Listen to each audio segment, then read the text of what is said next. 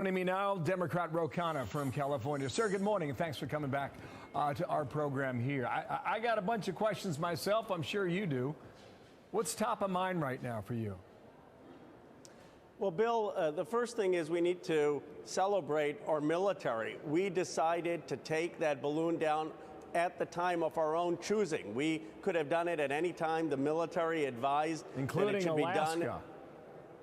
Well, the military advised the president, our great military leaders, that it should be done when there isn't any risk to American lives. Because unlike other countries, which sometimes don't have the same regard for human life, certainly in China with their human rights violations, we value every life in this country and every town. And we made the decision that we would shoot it down at our own choosing. Now, for China to take any lesson from this other than American resolve and American strength would be a big mistake. Well, apparently they're taking more than that, sir, because our Defense Department says they've been doing this for a while.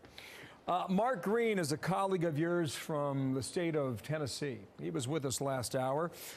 Here are his questions. Watch. Secretary Austin comes to the Armed Services Committee time and time again and says the pacing threat is China. Well, if that's the pacing threat, then why are you allowing them to fly a spy balloon over our country, over our military installations? Care to take a crack at that one, sir? Well, we do need answers in terms of how often have these balloons been crossing American airspace? How often has that happened? And how will we make it absolutely clear that it never happens again?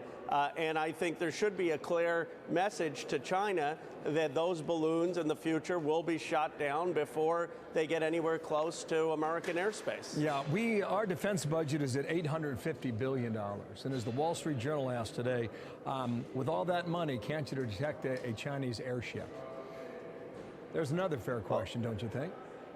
I do. Look, I've been opposed to just massive increases of the defense budget, which is over 50% of our discretionary budget. I do think it's fair to say, what are we going to do going forward? But one thing, Bill, I hope we don't do in this country is make this a partisan issue. We're all Americans. We all care about our national security. We all want to make sure this doesn't happen again. Let's not take partisan shots either at President Trump or President Biden. Let's figure out what we need to do. Right, but to keep us you came safe. on today, just to be fair about this here, talking about a time of our choosing. That balloon was over the ocean in the Aleutian Islands. It would appear in hindsight that that was a pretty good time to take your mark. Would you not agree? Well, look, I think those questions need to be asked, and maybe going forward, there needs to be clear policy that these balloons need to be shot down before they come close to American territory. But once the president was notified, the balloon was already over American land. And I think at that point, there would have been a real risk to either Americans or to towns or communities. I respect your answer there with regard to Americans, certainly, but this whole relationship between Beijing and Washington, how concerned are you about that right now? Well, look, I'm concerned. Obviously, the fact that China has crossed the median line in the Taiwan Strait, the fact that they have launched missile tests that have crossed Taiwanese airspace, they're being unnecessarily provocative. And I'm also concerned that hundreds of thousands of our jobs have gone to China. We have an unacceptable trade deficit with China, which we need to rebalance.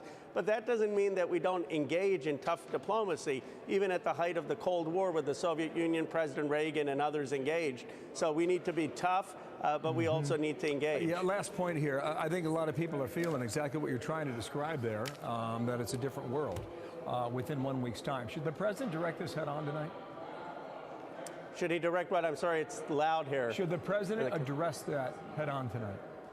He should. He absolutely must. He needs to articulate exactly what our China strategy is going to be. He needs to make it clear that any future balloons or any violation of national airspace will not stand.